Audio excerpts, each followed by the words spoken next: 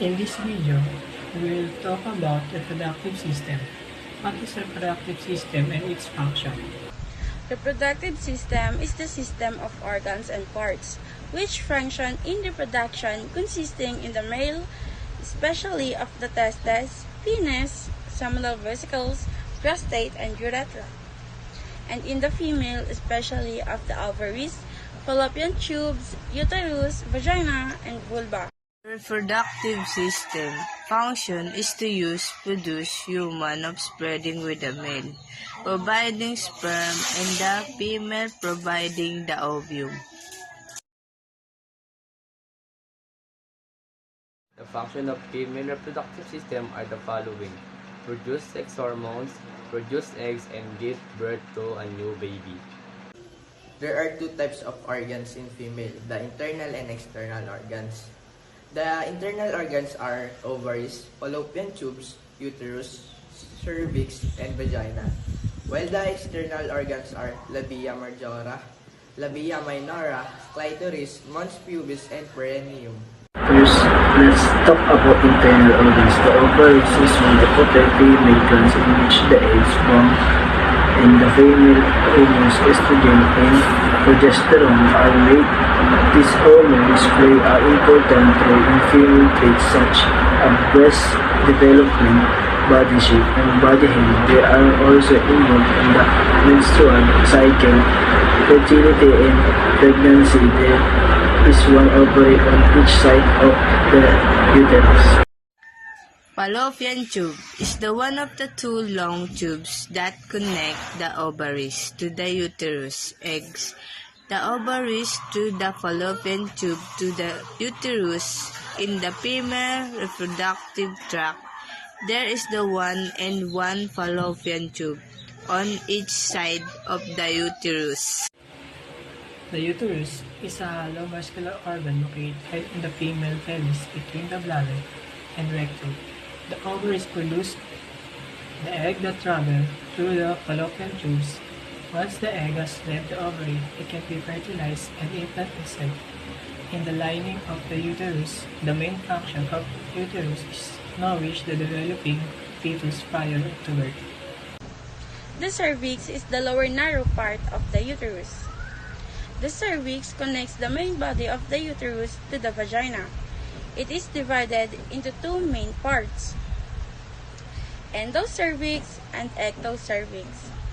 Lastly, the vagina is a muscular canal lined with nerves and mucous membranes. It connects the uterus and cervix to the outside of the body, allowing for menstruation, intercourse, and childbirth. Moving on, external organs. The labia majora or major lips are fleshy folds of tissues that extend down from the mons pubis and surround the vaginal and urethral orifices. The labia minora or minor lips are paired folds of smooth tissue underlying the labia majora. They range from light pink to brownish black in the color different individuals. The clitoris is a part of the genital found in pubic site, feeling at with that place, acting on sexual stimulation and pleasure. The mons pubis is the first heavy prominent area of skin and fatty tissue overlaying the symphysis, pubis, and the other pubic bones. That is bounded superiorly by the pubic hairline and inferiorly by the clitoris. Lastly, the perineum is the area between the genitals and anus during the childbirth. This freshly area is stained as you birth down and push out your baby. Females also produces sex hormones. The two main sex hormones are estrogen and progesterone. Estrogen and progesterone help to regulate a woman's menstrual cycle and play an important role in pregnancy. We will now talk about the male reproductive system.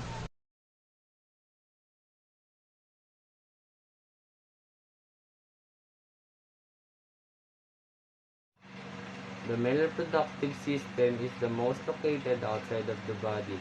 These external organs included the penis, scrotum, and the testicles. Internal organs including the vas deferens, prostate gland, and utera. Let's talk about external organ. First, the penis is a complex external organ and used the urinate and for sex and reproduction. Scrotum is the bag of skin that holds and helps to protect the testicle.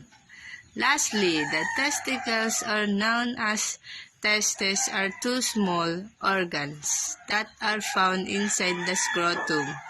The testes are responsible for making sperm and are also involved in producing a hormone called testosterone. Now, we are moving on internal organs.